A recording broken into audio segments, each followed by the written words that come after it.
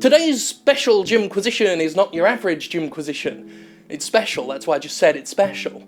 It's a bit of a breaking story, I guess, regarding YouTube's new plan to provide legal backing to various video creators who are hit with spurious takedown claims. Oh yes, after years of having to deal with this fair use bullshit on my own, the big boys have dropped in. Let's listen to the story, shall we? It's quite satisfying. My history with hack developers and their censorship attempts are well known by now. First, Cobra Studios abused YouTube's DMCA copyright takedown policies to remove my coverage of their Steam Greenlight trailer for Island Light. Second, and most famously, Digital Homicide had YouTube take my Slaughtering Grounds video down as part of a temper tantrum that raged for almost 2 years. Thirdly, Digpex Games hit a video I did on Skateman Intense Rescue with their own takedown strike, even admitting to Kotaku that its claim on my video was spurious and it was just exploiting YouTube's policies to attack me. What you don't know, and now will know, is that another studio was attempting to join the ranks of those who have utilised YouTube to silence critics. Moo Tech is a hopeful Greenlight developer responsible for 2 atrocities: Raging Citizens and The Simplest Game. Both these games looked disastrous, and so were covered as part of my Best of Steam Greenlight series, where I explained exactly why the games in question were so horrible. In retaliation, Moo Tech filed a takedown strike to have the video taken off of YouTube. Except the video was never removed. I know all this because YouTube reached out to me personally and informed me of the situation, stating that it believed my video was a good example of fair use and as such was prepared to defend it. After years of dealing with Content ID conflicts and takedown strikes, this was a surprising move, but not an unwelcome one. It's also part of a very interesting new initiative that I've been itching to talk about for bloody weeks now, the YouTube Fair Use Protection Policy. My video on Moo Tech's games are now officially under protection by YouTube, having easily met the requirements for fair use. What this means is that YouTube will not take the video down at the game developer's request, and if Moo Tech would like to persist further in its claim, if it really wants that video down, well now it's going to have to resort to legal action. And here's the really juicy part of the melon. YouTube itself will help against the case if it goes to court, pledging up to $1 million in legal funding to fight for my video's right to exist.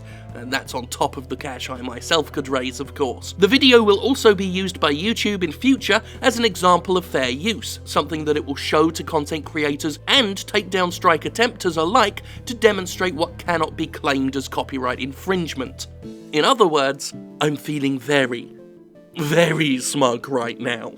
There are caveats, of course. As part of the agreement, this video will only remain available in the United States, the video on Moo Tech, not this video. I've got to try and make this clear to everyone. Now, this is due to legality, as YouTube would obviously want to fight any fair use lawsuit on US soil. Bear in mind that my entire channel will not be region locked, just that one video, and maybe any others that may need protection in future. A hopeful rarity, since very few developers are actually stupid enough to pull what Moo Tech, Cobra, Digihom and Digpex have tried to pull. So, why is YouTube doing this? The company told me that despite the takedowns of content like mine and Total Biscuits being well publicised, nobody hears about the takedown attempts that don't go through.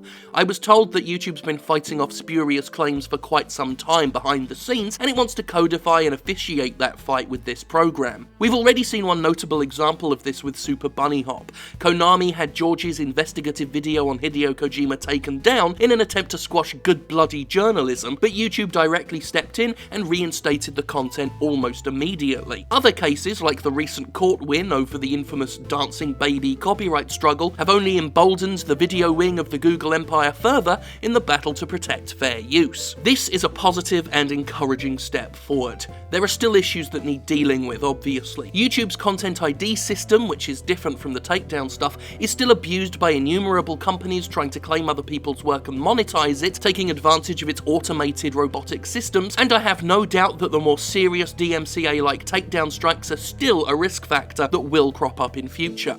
But this is a fine start, and something that is needed to happen for a long time. For too long, silencers of dissent and precious little flowers who can't take criticism have had the takedown strike in their back pocket for use in case of cowardly emergency, hiding behind DMCA compliances in order to financially inconvenience and eliminate the speech of media. It was already a terrible idea for developers to issue flimsy copyright strikes against their critics, as seen in the Streisand effect that has ruined the reputation of such companies as Digital Homicide, Fun Creators, and those dribbling idiots behind Day One Gary's incident. Now, it's potentially doubly embarrassing to do, as not only will these developers risk exposing themselves as sensitive and vindictive cravens, but they have a good chance of failing at the first step and getting laughed at directly in their stupid fucking faces. This is not me saying, "Come at me, bro," or daring anybody to challenge my content. If anything, I'm saying the opposite. What I've said from the beginning, only now galvanised by a policy that really lends weight to my words.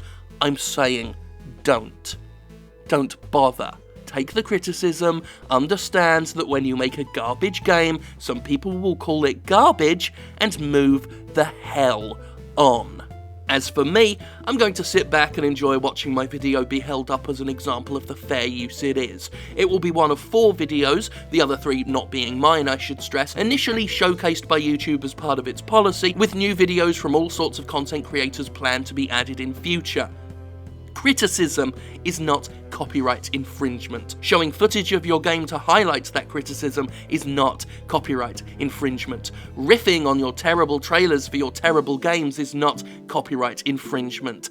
Disagree? Well, I'm the one with the contract, and I'm Jim fucking Sterling's son. So it really isn't a debate now, is it? For the past year in particular, I've had a bit of a difficult time with things.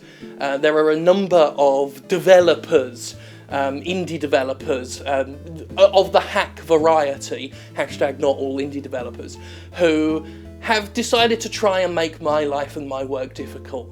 I've been hit with these censorship claims, I've had companies try and fuck with me financially, I've had developers threaten legal action against me, I've had some of them start stalking me. More recently, as an anonymous blogger claiming to represent indie developers and greenlight hopefuls in particular, started writing libelous claims about me and even threatening my home address. This shit's gotten pretty bad. As the people who are enjoying lurking in the shadows of Steam's seedy underbelly aren't taking kindly to having a spotlight shone on their bullshit. So something like this is not a cure, not a fix-all, but a very satisfying, very pleasing, very promising step forward. So with all the bullshit I've been dealing, especially in the past few weeks, this has been a sweet, sweet plum. So thank God for that, and thank God for me, because I ain't going nowhere, because I'm Jim fucking Sterling's son.